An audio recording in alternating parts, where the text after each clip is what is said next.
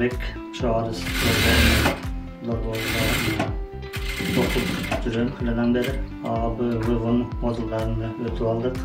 Бұл Арис программасында проект жазу, проекттерді іштеу скиллері, жана пландоо боюнча семиналар өтүлдү.